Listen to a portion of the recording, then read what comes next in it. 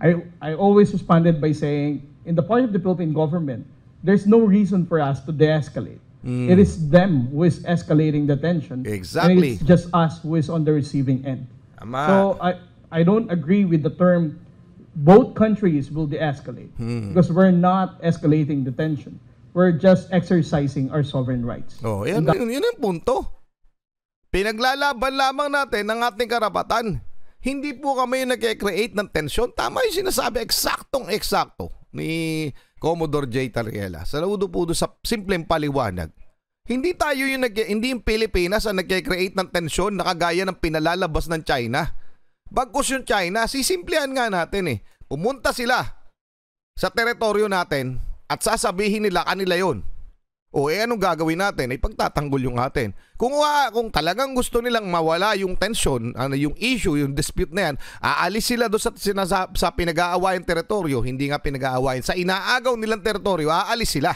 Mga karunungan, kaalaman, teorya, kasaysayan, hiwaga at mga bagong tuklas. Alamin natin. Hindi naman bago sa atin mga utol yung pambubuli at harassment na ginagawa ng China sa West Philippine Sea. So alam na nating lahat yan mga utol, ngunit ang tanong hanggang kailan ito? Sa kabila ng kaliwat kanang pakikipag-usap hindi naman pa rin sila tumitigil sa kanilang mga ginagawa na panggigipit at panggigiit na kanila ang teritoryo sa West Philippine Sea mga utol. Okay, at to the point na kapag ginawa nila yung harassment, tayo pa yung pinapalabas o Pilipinas pa ang pinalalabas nilang masama. 'Di ba? Madalas itong mangyari. Ito na naman, may bago na naman. Nakakailan lang, binuntutan na naman yung ating resupply mission. Hindi talaga sila tumitigil. Basically, ganun yung ginagawa nila. So, eto, si Mao Ning, yung spokesperson ng Department of Foreign Ministry nila, naghamon ng gera sa Philippine Navy. AFP, pumalag sa China, sino ba ang naghahamon ng gera? Oy, papagkakaalam ko, tayo po ay hindi naghahamon ng gera ha. Tayo po ay nagtatanggol ng ating mga teritoryo. Okay? Tuloy, buksan na natin to. Simulan na natin to mula kay Melv's Castle. Pakisubscribe siya, pakilike na rin yung video. Game na. Pakayabang na raw ng Pilipinas. Panibagong akusasyon yan ng Chinese Foreign Ministry sa ating bansa. Magbabanta-banta ang China ng giyera sa Pilipinas. Tapos noong pinalaga ng Philippine Navy ang mga pagbabantang to, takot naman pala ang China. Kala siguro ng China matatakot tayo. Pero paglilinaw naman ni Commodore J. Tariela, hindi naghahamon ng digmaan ang Pilipinas. Totoo yan, ha? Kung kayo ang magsisimula ng laban sa amin, hindi magdadalawang is. Kung kayo, J. Tariela, hindi naghahamon ng digmaan ang Pilipinas. Kung kayo ang magsisimula ng laban sa amin, hindi magdadalawang isip ang Armed Forces of the Philippines na umaksyon para labanan ang China. Talagang wala nang katakot-takot sa giyera ang ating mga sundalo.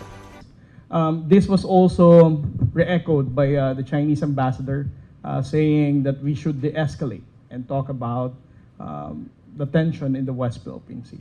But if you're asking me now, if we have already came up with a mechanism or a detailed guidance to the NTF-WPS or to the Philippine Coast Guard in particular in, I don't know, toning down a bit our transparency, that has never happened yet. We haven't received anything yet that would, say that we are de-escalating because of the agreed terms of the January 17 meeting. Ngayon mga utol, yun yung sinasabi ko, no? Ay, kaliwat kanan na naging meeting, mga pag-uusap sa kampo ng China at kampo ng Pilipinas. Tungkol dyan sa issue ng West Philippine Sea. Pero, tingin nyo ba may nangyari? Meron bang pagbabago? Meron bang, umalis na yung mga Chinese troops dyan sa ating mga teritoryo? May ganun ba? O sige, ano ba mga napag-usapan nila? Diba? Gusto nila ng kapayapaan, gusto ng kapayapaan ng kaliwat kanan. Ngunit, kasi tayo yung nasa panig ng tama, mga utol. Sila po yung pumasok sa ating bakuran. Basically ganun eh. Sila yung nasa loob ng ating bakuran. Na ang gusto natin, tantanan nyo yung aming bakuran. Lumabas kayo. Hindi naman ginagawa yun ng China. Tapos itong China, ang sinasabi nila, tayo yung pumapasok sa kanila mga teritoryo. So, di ba? Paano magkakasundo yan? At paano yung pinapalabas ng China na kaibigan? Yan to sinasabi nila sa statement nila no? Kaibigan yung pagkakaibigan namin ng China at Pilipinas ay nasisira. Sino ba sumisira, mga utol? Unang-una sa lahat.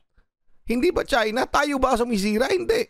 Wala naman tayong ginagawa kundi ipaglaban yung ating karapatan, yung ating teritoryo na siyang inaagaw nila.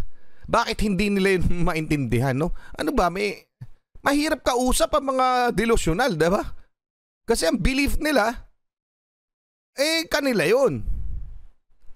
Pero ang belief ng paniniwala ng buong mundo, ang may karapatan, Pilipinas. So, sinong tama, diba?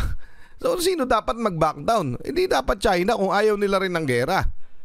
Ayaw rin naman talaga rin ng gera ang China. Kasi kung gusto nila yan, talaga na ipagbakbakan na yan. Anyway, anong masasabi nyo dyan, mga utol? Kahit anong pag-uusap, yun ang sinasabi ko, kahit anong pag-uusap ang gawin, hindi yan magbabago yung sitwasyon na yan. Hanggat hindi umaalis itong China sa ating mga teritoryo. Diba? Ganun lang kasimple yan. Kung gusto nila na maging maayos, mawala yung issue, umalis sila sa teritoryo natin. Yun lang yun. Diba? Alam naman nila yun eh. Ayaw lang nila. Dahil alam nila, kaya nila tayo. Pinapalagan natin sila. Oh. Diba? So, pa-comment na yung opinion, tuloy muna natin. Because of the agreed terms of the January 17 meeting. Second, I always respond with this kind of question with the media personalities every time they ask me about the statement of the Chinese ambassador that we should de-escalate. I always responded by saying, in the part of the Philippine government, there's no reason for us to de-escalate. It is them who is escalating the tension. Exactly. And it's just us who is on the receiving end. Tama. So I don't agree with the term both countries will de-escalate because we're not escalating the tension. We're just exercising our sovereign rights. Oh, yun ang punto. Pinaglalaban lamang natin ang ating karapatan.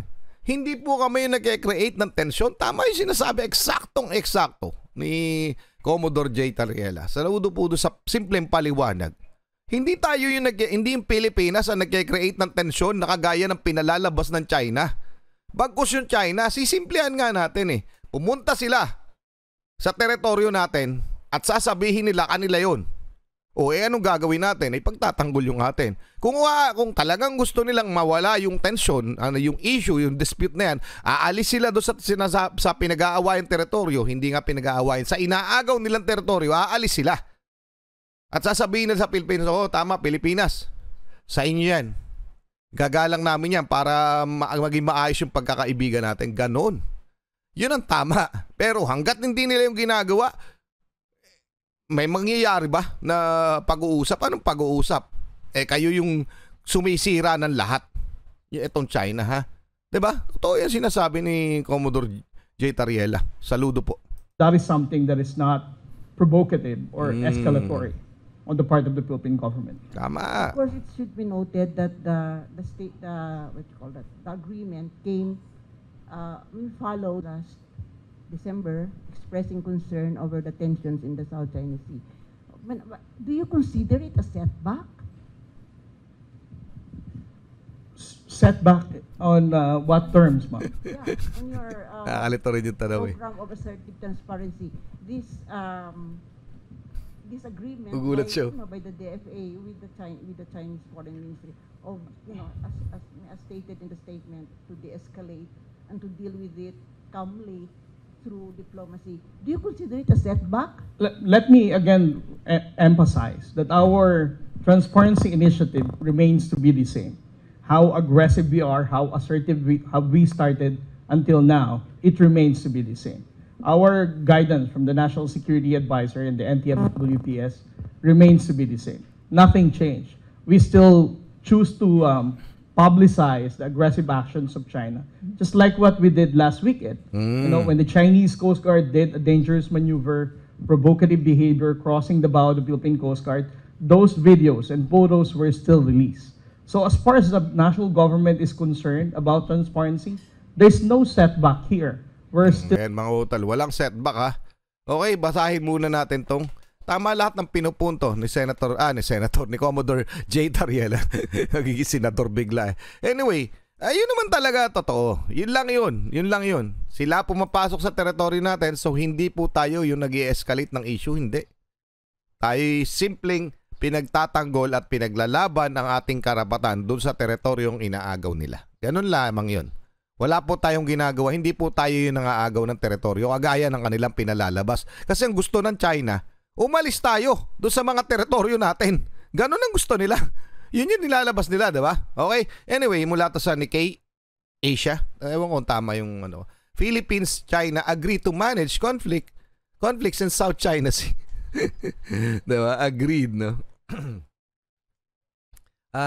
China and the Philippines have agreed to improve maritime communication to properly manage conflicts and differences through friendly talks in regard to issues around the South China Sea, their foreign ministries said in a statement. Okay? Pero, so hindi na natin babasahin ng buo. Ang ibig ko lang sabihin, ano mo sinasabi ng China? Ang China said its operation was professional, reasonable, and legal. Ngayon, tatanong ko, so kung ganyan ang kanilang kaisipan doon saan lang ginagawa sa mga teritoryo natin, professional, reasonable, at legal, kung ganyan ang kaisipan natin nila, kahit anong gawin natin o kahit anong paipag-usap, kahit anong diplomatic protest ang gawin natin, ay walang mangyayari dahil ang nasa isip nila, legal yun sa batas. At reasonable yung ginagawa nila na mga pambubuli dun sa ating teritoryo. So walang mangyayari sa pag-uusap na yan, mga utol.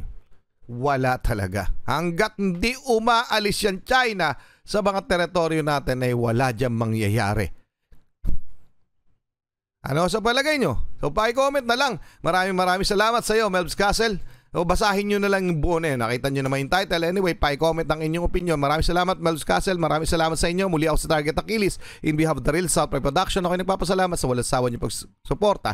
Kayo mag-iingat. Keep safe. God bless. At saludo po ako sa inyo lahat. Maraming salamat po.